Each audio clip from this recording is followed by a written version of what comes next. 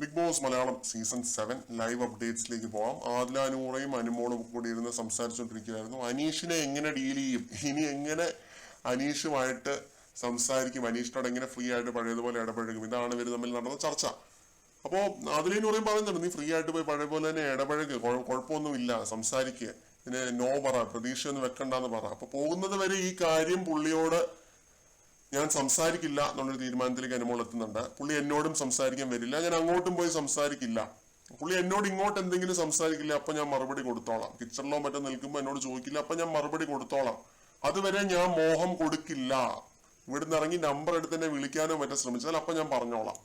2 കൊല്ലത്തേക്ക് ഞാൻ കല്യാണം ഒന്നും നോക്കുന്നില്ല, കാത്തിരിക്കാന്ന് പറഞ്ഞു കഴിഞ്ഞാൽ ഞാൻ പറയും എനിക്ക് ചേട്ടനെ അങ്ങനെ കാണാൻ പറ്റില്ല, അങ്ങനെ പറഞ്ഞോളാം. ഈ 6-7 ദിവസം അങ്ങനെ തന്നെ അങ്ങ് പൊയ്ക്കോട്ടെ. പിന്നെ ലാലേട്ടന്റെ മുന്നിൽ എടുത്തടച്ച് റിജക്ട് ചെയ്യാത്തതിന്റെ ഒരു കാരണം അനുമോള് പറയുന്നുണ്ട്. സഹോദരിയെ പോലെയാണ്, അല്ലെങ്കിൽ അങ്ങനെ ഒരു കാര്യം എന്റെ അടുത്ത് പറഞ്ഞാൽ എനിക്ക് ആ ഒരു അവസ്ഥ അറിയാം, അതുകൊണ്ടാണ് ഞാൻ എടുത്തടച്ചൊരു നോ പറയാതിരുന്നത്. ഓക്കെ, വാലിഡ് എക്സ്പ്ലനേഷൻ ആണ്. ഇപ്പൊ നെവിന്റെ അടുത്ത് ഈ ഒരു കാര്യം ചർച്ച ചെയ്യുന്നുണ്ട് കേട്ടോ. എനിക്ക് അങ്ങനെ കാണാൻ പറ്റില്ല എന്ന് തന്നെയാണ് പറയുന്നത്. ഇത് അനീഷിന്റെ അടുത്ത് ഒഴികെ എല്ലാവരുടെ അടുത്തും ഇങ്ങനെ പറഞ്ഞിട്ടുണ്ടെന്നേ, അതാണ് എനിക്ക് മനസ്സിലാവാത്തത്. ഓക്കെ, എല്ലാം സമ്മതിച്ചു കൊടുക്കാം, പക്ഷെ ചേട്ടനെ പോലെയാണെന്ന് അനീഷിന്റെ അടുത്ത് എന്താണ് എടുത്തടിച്ച് പറയാത്തത്? ഇപ്പോഴും പറഞ്ഞിട്ടില്ല. അനീഷ് അവിടെ കിടപ്പുണ്ടാ ഗാർഡൻ ഏരിയയിൽ, പോയി പറയാവുന്നതേ ഉള്ളൂ, പറയുന്നില്ല. കൂടുതൽ അപ്ഡേറ്റുകളുമായിട്ട് വീണ്ടും കാണാം.